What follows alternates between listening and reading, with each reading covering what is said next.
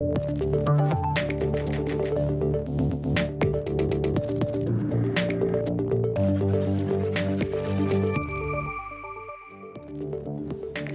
evening, I'm Britt Clennett in Hong Kong and welcome to ViewTV News. Coming up on tonight's show.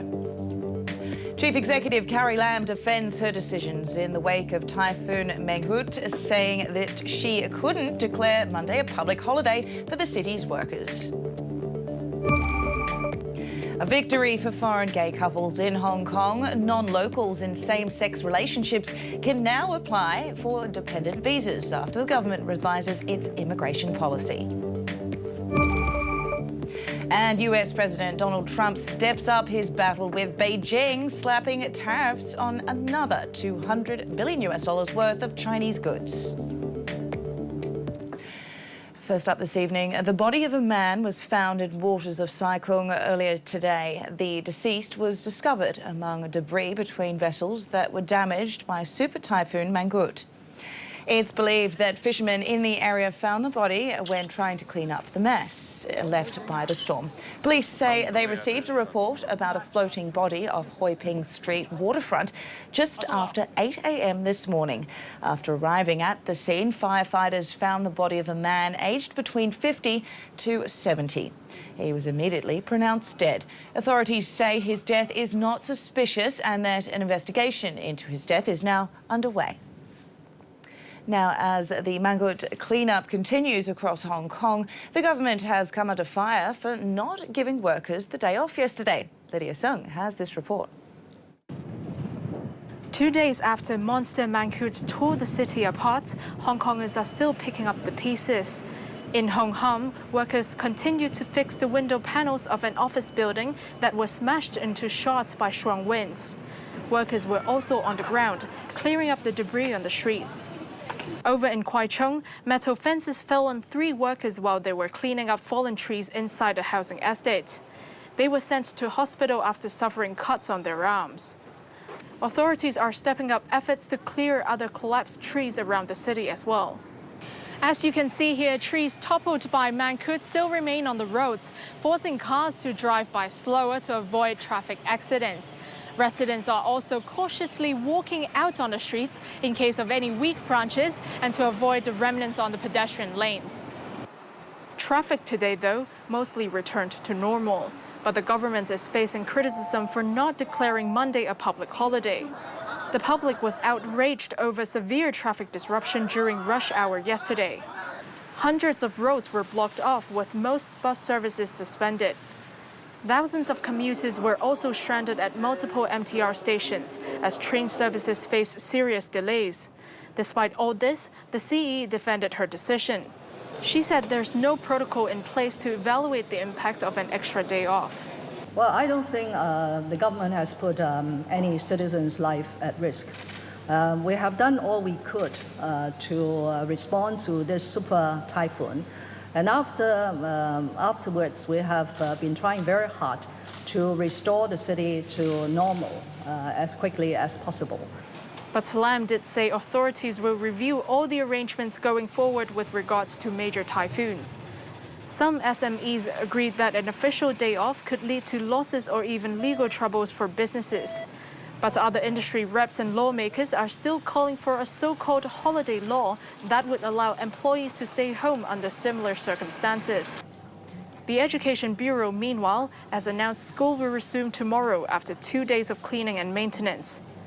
But it added parents can let their children stay home if traffic conditions haven't improved yet. Lydia Sung, ViewTV News. Well, in a major policy change, Hong Kong will accept applications for dependent visas from foreigners in same-sex partnerships. From tomorrow, the city will recognise those who have entered into same-sex marriage, same-sex civil unions or similar relationships that are legally acknowledged by an overseas territory. But authorities stress that the change only applies to non-locals and that SAR laws still don't recognise same-sex marriage. The immigration policy revision follows the government's defeat in the Court of Final Appeal back in July in a case involving a British national and her female partner. To other news now, a High Court judge has told the jury in the exercise ball murder trial that the Chinese university professor should only be held accountable for his wife and daughter's deaths. If they agreed, he put a toxin-filled exercise ball in their car. Ko Kim-sun is being accused of putting the carbon monoxide-filled ball in the car that his wife and daughter were travelling in back in 2015. The pair were found unconscious inside the vehicle and were pronounced dead in hospital. The judge told the jurors that Kim should be held responsible for both deaths, even if he only meant to kill his wife. But she pointed out if the jury come up with more than one possible outcome, the professor should be acquitted. A family of 4 from Hong Kong have been hospitalised in Sydney after being struck by a car in the Australian city on Sunday night. Hong Kong immigration officials say they are following up on the case. According to Australian police, a 4-year-old girl was sent to hospital after sustaining critical head and internal injuries. Her latest condition is unknown. One other family member has been discharged, while 2 others remain in stable condition. The drivers of the vehicle that crashed into the family has been charged with using a mobile phone while driving. She's been granted bail and will make a court appearance next month. More expensive might not always mean better. That's according to the consumer watchdog after it tested 12 models of air purifiers. The Consumer Council tested the air purifiers to gauge their performance in filtering pollutants, effectiveness, longevity and the amount of electricity used. 5 models priced up to $4,990 received at least 4 out of 5 points. But the more expensive ones, costing up to $7,000, only got a maximum of 3 points. Coming up next, the latest from the world of business.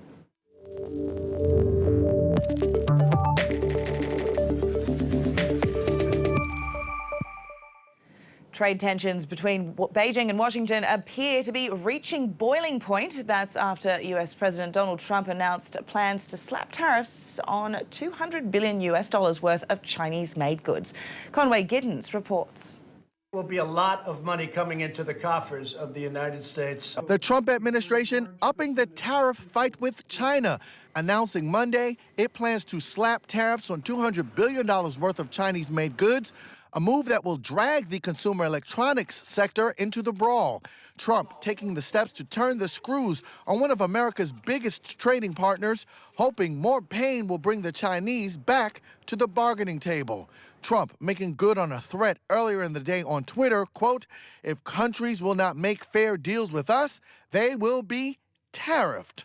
White House economic advisor Larry Kudlow offered China an olive branch. We are ready to negotiate and talk with China anytime that they are ready for serious and substantive negotiations towards free trade to reduce tariffs and non-tariff barriers. The Chinese say they are willing to talk, but find Trump's tariff threats nothing short of a bullying tactic and vowed to retaliate. We have always maintained that the only correct means to resolve the trade dispute is through dialogue and consultation on an equal basis, with mutual trust and respect. And Beijing isn't backing down, warning in an editorial that it is looking for a counterattack and threatened to, quote, keep increasing the pain. The threat, knocking down tech stocks like Apple and chipmakers Intel and Micron, since gadget makers rely heavily on Chinese production to keep prices down. Well, indeed, China isn't taking this lying down, saying it has no choice but to retaliate against the latest round of US tariffs. For more on Beijing's reaction, our mainland correspondent Samantha Vadas sent us this update from the capital. Well, China responded this afternoon saying it hoped Washington would correct its behaviour, though didn't specify exactly how it would possibly hit back. Beijing is said to be unlikely to send a delegation to the US after President Donald Trump upped the ante on this trade dispute. That's according to the South China Morning Post, which cited a government source here in the capital after the US recently invited China back to the negotiating table. The report said China is supposedly reviewing its plans for continued talks. That's after both sides walked away from meetings last month with nothing to show.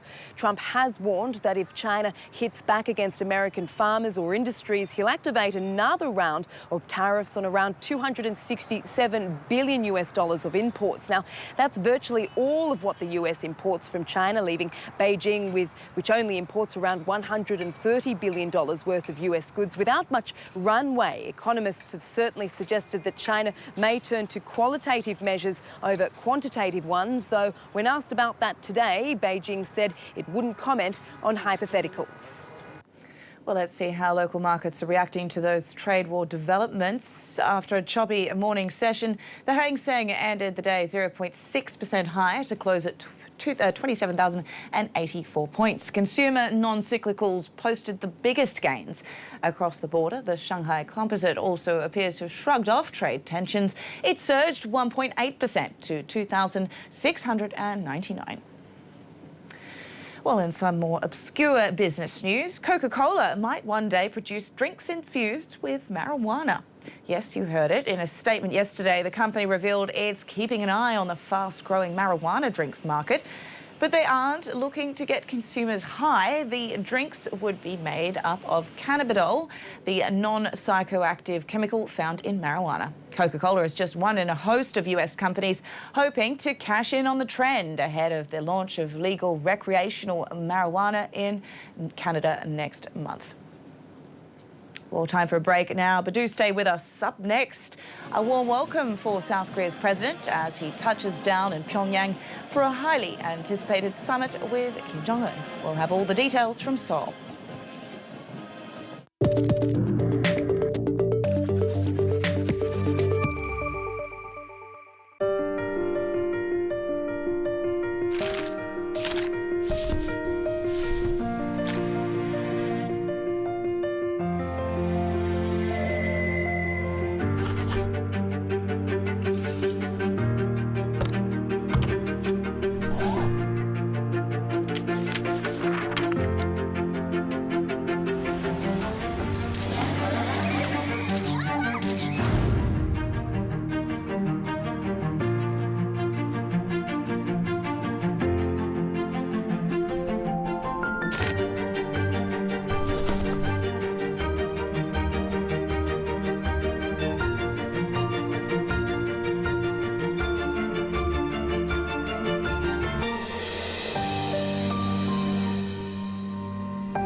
One world, infinite visions. View TV 6. No food. Need some food. No shelter. I have to build up my shelter. No fresh water. There we go. I need this. No tools. This I can make use of. No camera crew. There's just not enough to gather here. There's not enough to hunt. Just one man alone in the wilderness, surviving. Survivor Man. Wednesday night at 8:30 on View TV 6. Take a trip to the land down under. Behind every native animal surviving in the wild. Can we talk about this? Or the furry babies living in different households. This is a massive open gash. I don't think your positioning is too bad. There's a dedicated veterinary team. That's just such a good result. Because animal lives matter. Look after my girl. Thank you so much. Bondi Vet. Friday, Saturday and Sunday night at 8 on View TV 6. The hottest local news. Trending international stories. Weekly review.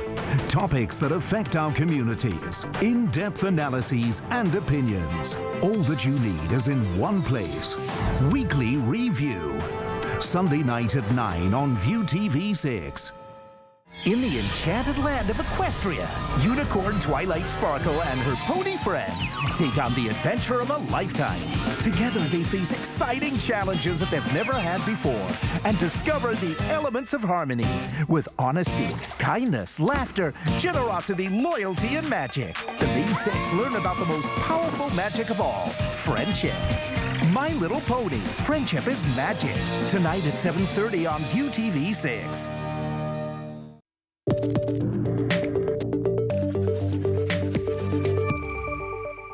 Welcome back. Pomp and ceremony today in North Korea. South Korean President Moon Jae-in is in Pyongyang for the first time, kicking off a three-day summit with Kim Jong-un. Our Seoul correspondent Joseph Kim is following the action for us. Joseph, what's happened so far in the North Korean capital? Well, we saw Moon Jae-in arrive in Pyongyang, and he was greeted by a large crowd, including North Korean leader Kim Jong-un, who came out to personally greet him. We saw crowds cheering as well as chanting reunification, especially because the two Koreas are divided. But beyond these optics, we know that this is also part of it is North Korea's propaganda. We know that North Korea wants to establish itself as a global power, as well as Kim Jong-un as a global leader. So we see that where they're having the first round of summits, which the South Korean presidential office said just recently ended, as well as other things within this meeting, including a welcome dinner that Moon Jae-in is going to attend. This is all to show that North Korea can host a foreign leader, and Moon Jae-in is the first foreign leader to come to North Korea. As you say, Joseph, a lot going on behind the scenes. Now, many see this as a big challenge for President Moon. Is there a strategy, do you think, to end the current stalemate? Well, we've seen a certain strategy that the South Korean government, as well as Moon Jae-in, has taken since the first summit back in April. We saw that during that time, Moon Jae-in laid out this grand scheme in order to get North Korea to try to give up its nuclear weapons with economic incentives. He proposed that they have a railway connecting both Koreas as well as China and Russia through a Eurasia railway system that would increase trade as well as further joint projects between the two Koreas. This time around, he's brought global business leaders from South Korea, including Samsung's Lee Jae-yong, to kind of show what North Korea would have in store if it gave up its nuclear weapons and came to the negotiating table to increase its economic power. But on top of that, we know that North Korea has said that it wants guaranteed security assurances from the United States, especially because it deeply distrusts the United States. But at the same time, Washington has said that it wants concrete proof that North Korea will denuclearize. Thanks a lot for joining us, Joseph Kim in Seoul for us there. The fury of Storm Florence isn't over yet for thousands of residents in North and South Carolina. Rescue teams are still trying to reach those stranded, racing against rising rivers and floods. Those high water levels could last for days after Florence dumped record rain on the two southern U.S. states. At least 31 people have been killed and over 450,000 homes and businesses are without power. Analysts estimate that property damage from the storm could be as much as $22 billion.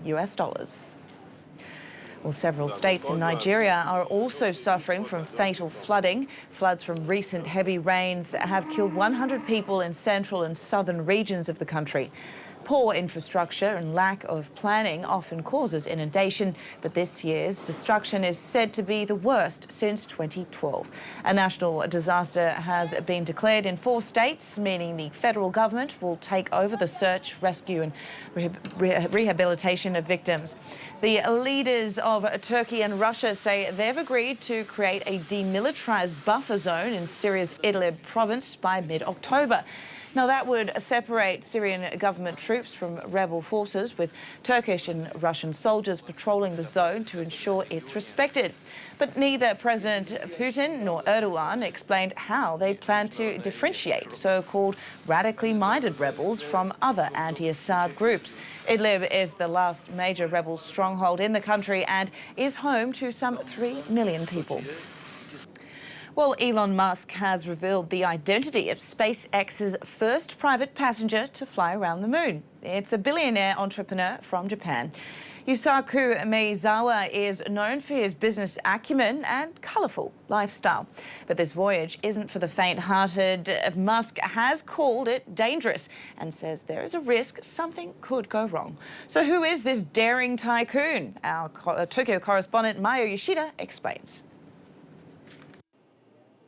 Well, Yusaku Meizawa is a 42-year-old self-made billionaire. He founded Japan's largest fashion e-commerce company, Start Today. His company sells the unique body-measuring suit called the Zozo suit that went viral on social media, and his net worth is currently over $2 billion.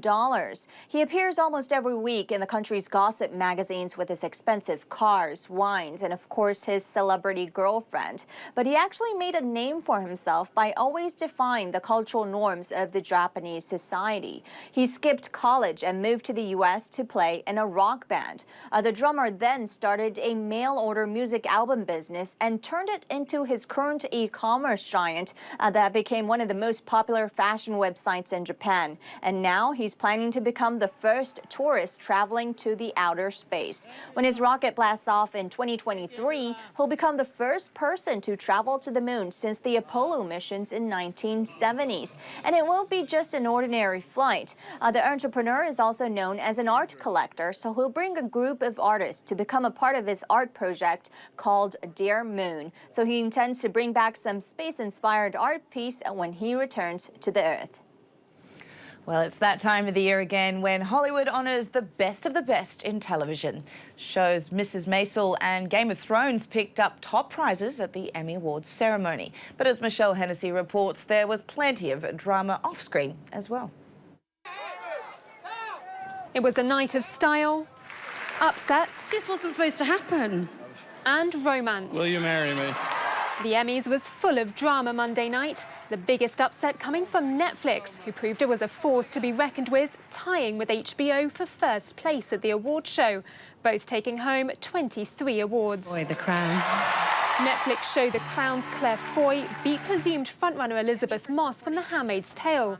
She also won over Sandra Oh from Killing Eve, who would have been the first Asian woman to win a lead actress Emmy. I just felt so proud then of being in the company of such extraordinary performances. And I know everyone's talking at the moment about women in the industry, but if that's anything to go by, bloody hell. Come on down! Amazon also proved it could pack a punch against the cable networks. The Marvelous Mrs. Maisel. Its comedy about a 1950s housewife turned comic made Amazon the first streaming service to win Best Comedy and is also the digital titan's first top show award at the Emmys. But despite the streaming successes of the night, it was HBO that took home Best Drama for its long-running fantasy epic. Game of Thrones. Along with Thrones, its series Barry and Westworld also swept the floor. I don't even believe in God, but I'm going to thank her tonight. As ever, politics dominated inside and on the red carpet as the US gears up for its midterm elections. Vote, show up, and bring a friend to the polls. Thank you so much. But in the end, love prevailed. At least it did for director Glenn Weiss. You wonder why I don't like to call you my girlfriend? Because I want to call you my wife. He proposed to his girlfriend after taking home an outstanding directing statuette. She said yes, much to the relief of audience members. On behalf of everyone in this room, I'd like to thank Glenn Weiss's fiancée for saying yes. This could have been a very different evening. Gotta love John Oliver. All right, time now to get the latest from the world of sports.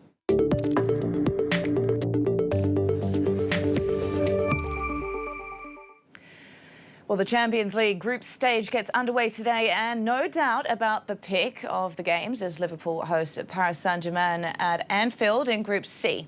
PSG manager Thomas Tuchel has warned his side to be alert at all times against Jurgen Klopp's fast-paced Liverpool. The Reds have made a great start to the season and are at top of the Premier League, having won all 5 games. But Tuchel also had a warning for Klopp, saying his side will make life difficult.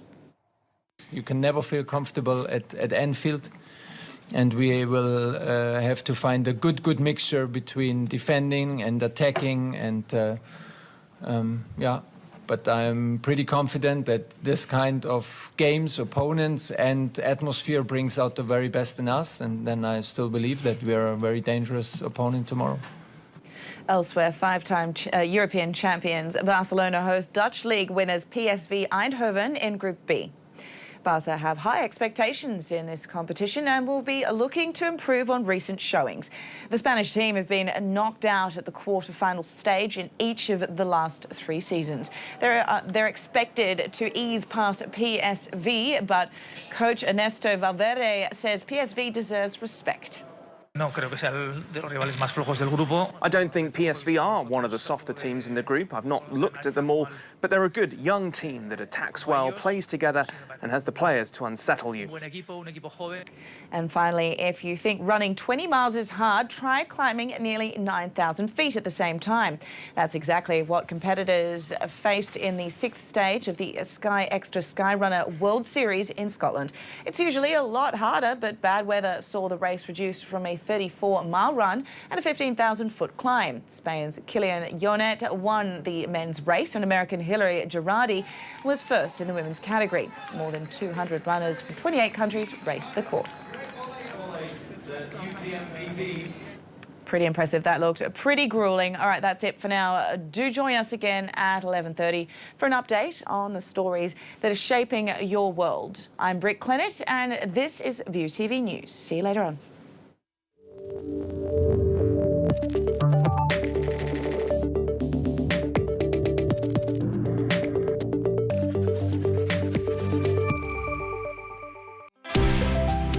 Coming up next, My Little Pony Friendship is Magic Season 2. We enrage. We envy. We resent. We dislike. We breathe. We laugh.